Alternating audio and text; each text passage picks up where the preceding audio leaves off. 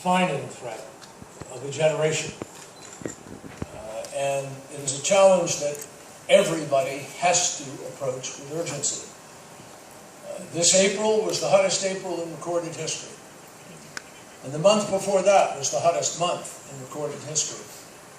And in fact, all of the months of the last year contribute to being, each and every one of them, the hottest months and therefore the hottest year in recorded history.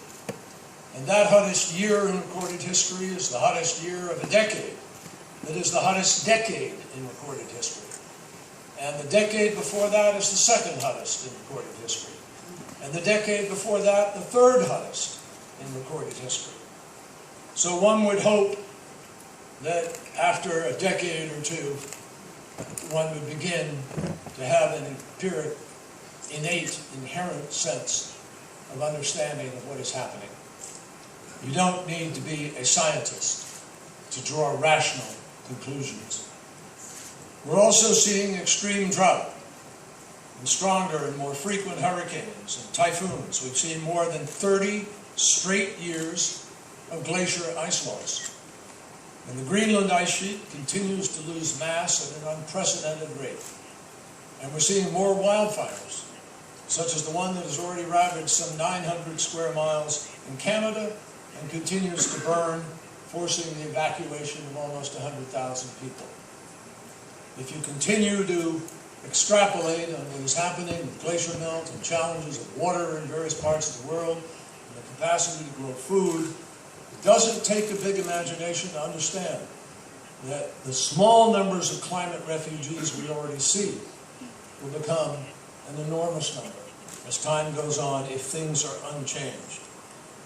As the Red Plus community knows better than most, these symptoms of high temperature and extreme weather are going to continue to get worse and worse unless and until we make a sustained commitment to reverse the trends that have put us where we are. The Paris Agreement was a critical milestone. I know that many of you have spent decades focused on this issue, and it is clear that the most comprehensive, ambitious climate change agreement in history was approved in December, so you felt a good sense of the enormity of what has finally been achieved. But, everybody knows that what we did in Paris does not guarantee a cap on a 2 degrees centigrade rise in temperature. Everybody knows that Paris was a signal to the marketplace. It was a moment of 196 countries saying together, yes, we take this seriously, and yes, we have to do something about it, but now we have to implement the commitments that we have made. All of us, I think, are working hard together to do that, to bring the Paris Agreement into force as quickly as possible.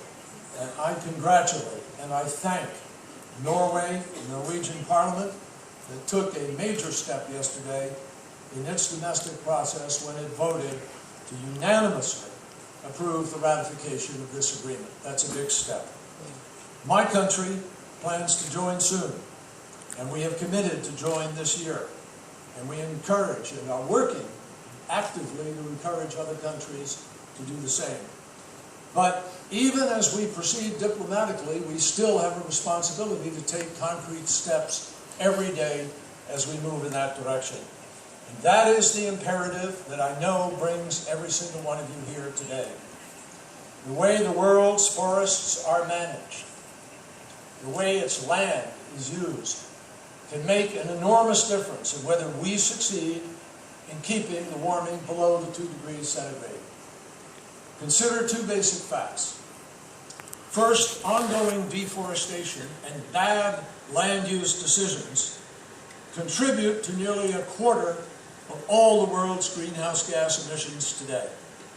Second, reducing deforestation and doing more to preserve our forests would enable us to achieve a full third of global mitigation goals by 2030. Trees, as you all know, are nature's own carbon capture and storage mechanism. And this is to say nothing of the extensive benefits of forest protection related to biodiversity, air quality, water quality, homeland for indigenous people, and more. So it is not acceptable that the world today is losing nearly 50 football fields worth of forest every minute. Our mandate is clear. We have to change course, and we have to inspire that change in every corner of the globe. That is why I'm so pleased to be here today to sign, on behalf of the United States, this joint statement with Norway, outlining our intent to pursue deeper and more extensive collaboration on forest and climate change. Norway is a valued partner on so many environmental challenges. I can't tell you how many things we're working on. But that is particularly true on forest management. And not just because its leaders bring together so many of the world's experts and policymakers at the REDD+ forums. The policies and investments that Norway has pursued over time have made a real and a measurable impact. The Norwegian Parliament has set out an ambitious vision for deforestation-free procurement. And that's on top of its recent commitment to climate neutrality by 2030. Through the efforts that are outlined in the joint statement we're going to sign, the United States now looks forward to further progress in fighting deforestation and curbing greenhouse gas emissions. And together, with the help of partners around the world, we will better preserve the landscapes that provide not only food, fuel, the fibers that our communities need, but also the climate mitigation and resilience benefits that are absolutely critical to our future. Let me also underscore, the more that governments like ours can do to reinforce the commitments that we made in Paris, the more that we will amplify the message that was sent to all sectors of the globe. The entire world is moving towards a future that emits less carbon pollution, is powered by cleaner sources, and better preserves the incredible landscapes that we have been fortunate enough to inherit. All of those things are absolutely critical. So while we know that Paris doesn't alone take us there, my bet is this, that what we have done in Paris is to send a message to the marketplace that the biggest market of the world, the biggest market the world has ever seen, in fact, is the energy market. And as all of us know, this is not a problem where we have to somehow go back to the drawing board and find a solution. We have the solution. We know what it is. We're employing it in certain places, just not enough of it. The solution to climate change is energy policy. And we have choices, we know, that provide clean, alternative, and renewable energy choices.